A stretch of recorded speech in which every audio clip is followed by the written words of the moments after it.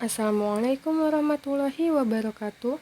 Kali ini kita akan belajar farmakognosi untuk materi yang pertama di kelas 11 pada semester ganjil tahun ajaran 2020-2021. Seperti yang telah dijelaskan pada pertemuan sebelumnya, bahwa selama satu semester ini kita akan mempelajari 6 pokok bahasan, yaitu flos, fruktus, dan semen yang akan dibahas mulai dari saat ini sampai dengan PTS, lalu ada oleum, amilum, pikopita, mycopita, dan mycopita yang akan dipelajari mulai dari setelah UTS sampai dengan PAS. Kita langsung saja masuk ke pokok bahasan yang pertama, yaitu mengenai Simplicia Flos. Tujuan dari belajar mengenai bab Simplicia Flos ini adalah diharapkan siswa dapat memaparkan nama Latin, nama lain, nama tanaman asal, dan famili Simplicia Flos dengan benar.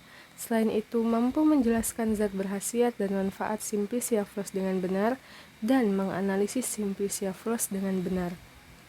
Selain itu juga diharapkan mampu mengidentifikasi Simplicia Flos dengan benar dan menyebutkan kegunaan Simplicia Flos yang diidentifikasi dengan benar. Pada materi flos ini, ada dua pokok bahasan besar yang akan kita pelajari.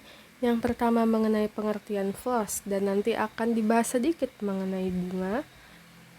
Yang kedua adalah Simplicia Flos, dan 6 contohnya, antara lain Cardiophylla Flos, Hibiscus subdarivae Flos, Jasmine Flos, Mesue Flos, Pyrethry Flos, dan yang terakhir Woodfordia Flos. Dari 6 contoh ini akan dibahas seperti biasa pada semester sebelumnya.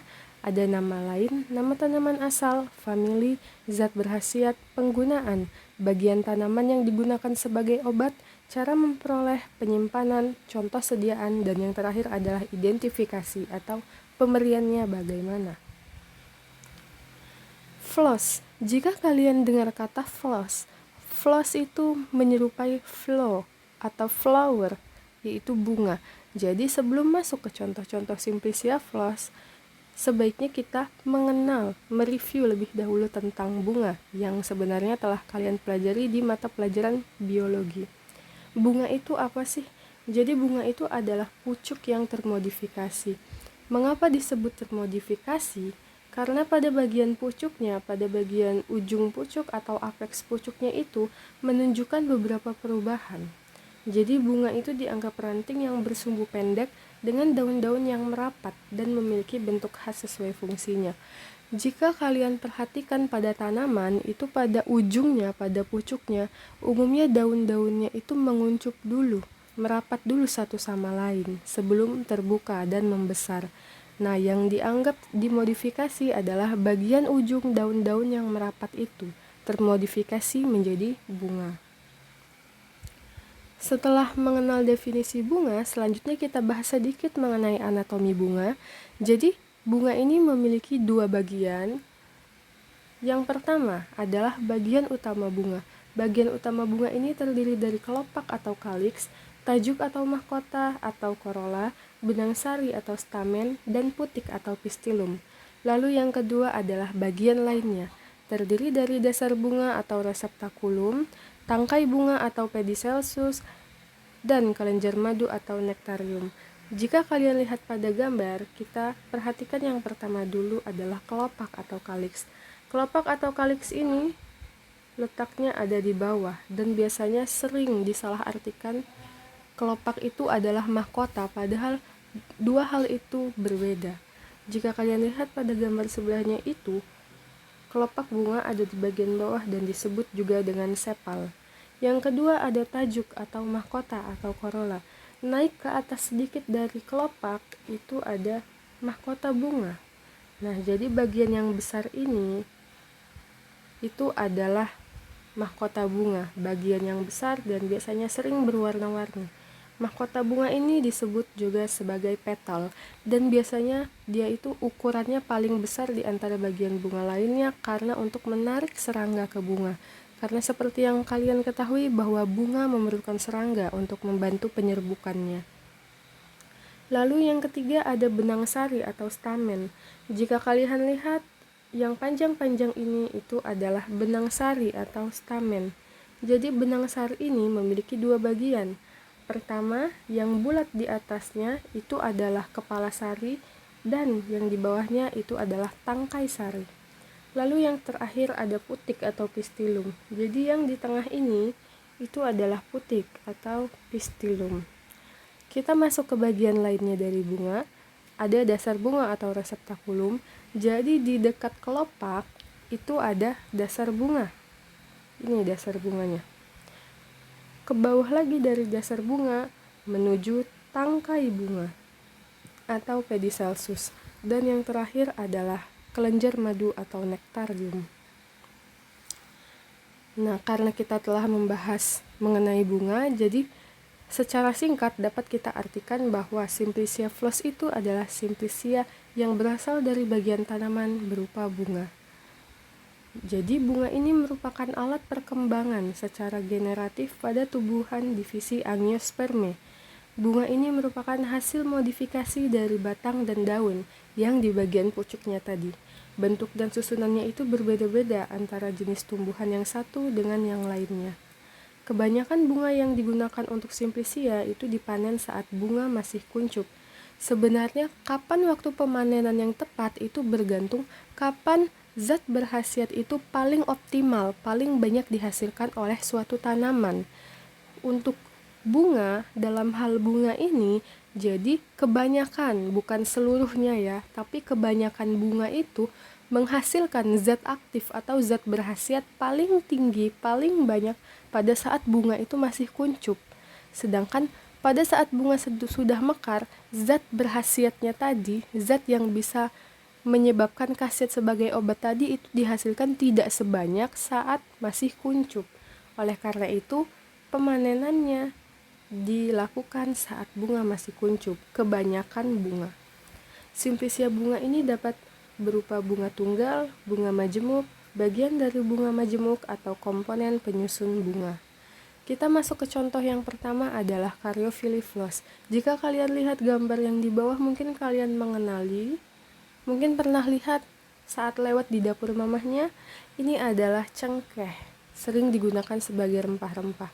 Jadi bunga cengkeh ini mengandung minyak atsiri yang terdiri atas senyawa L-genol, tanin, dan karyofilin.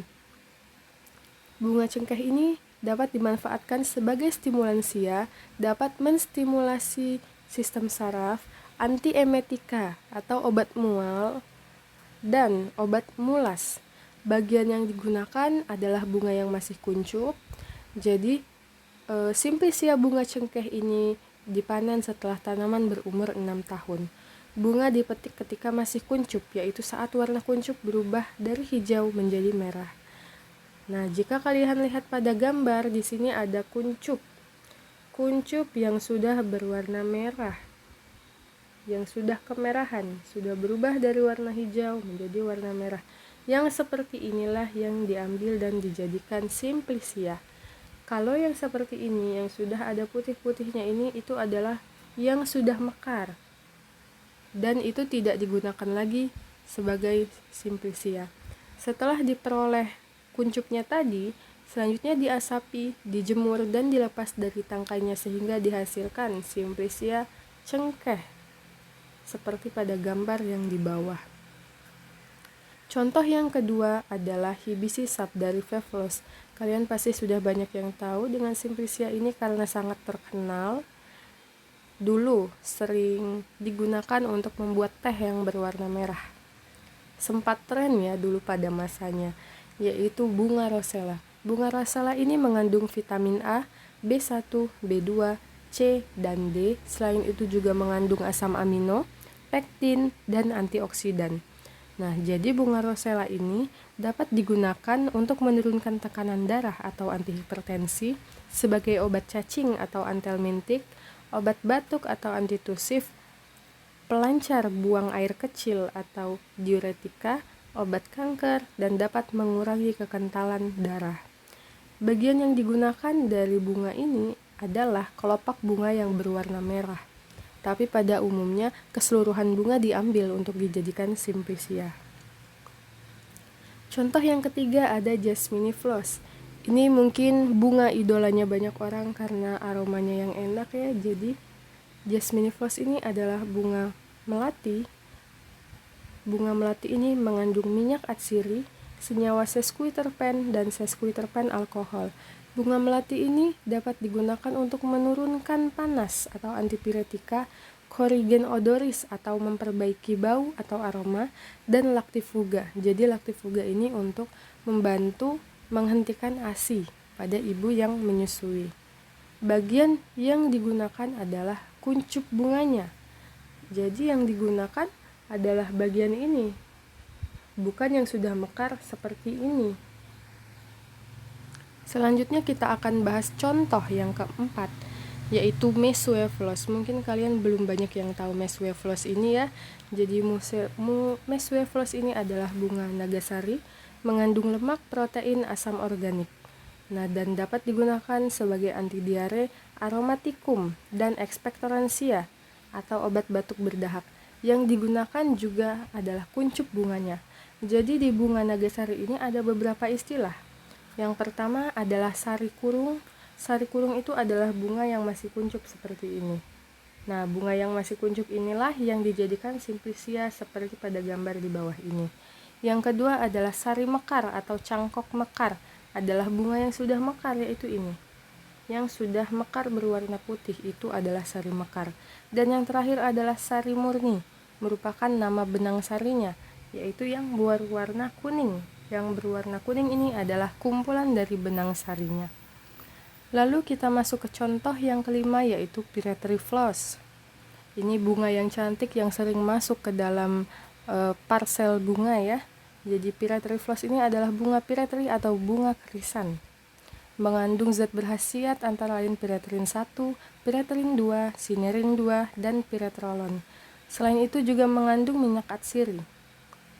Berbeda dengan bunga-bunga sebelumnya yang khasiatnya untuk manusia, bunga krisan ini dapat digunakan sebagai insektisida. Kata-kata insek itu artinya adalah serangga, jadi untuk membunuh serangga. Yang digunakan adalah bagian bunganya yang belum mekar, jadi masih kuncup, belum mekar. Tapi walaupun digunakan sebagai insektisida, bunga pyrethry ini masih bisa juga dikonsumsi oleh manusia dan dijadikan teh. Selanjutnya untuk contoh yang terakhir adalah Woodfordieflos. Nah, mungkin masih banyak yang jarang ya untuk melihat bunga ini. Jadi Woodfordieflos adalah bunga sidawayah, mengandung zat berkhasiat tanin. Kandungan tanin inilah yang sering membuat simplicia itu memiliki aktivitas sebagai astringensia atau menciutkan selaput lendir. Yang digunakan juga sama bagian kuncup bunganya. Sekian pembelajaran untuk hari ini. Apakah ada pertanyaan? Jika ada pertanyaan, silakan langsung komentari di kolom komentar di Edmodo. Ingat ya, kolom komentar Edmodo bukan di YouTube. Akhir kata, Ibu ucapkan terima kasih. Wassalamualaikum warahmatullahi wabarakatuh. Kegagalan yang sebenarnya adalah ketika kamu menyerah. Oleh karena itu, teruslah berusaha dan jangan pernah menyerah.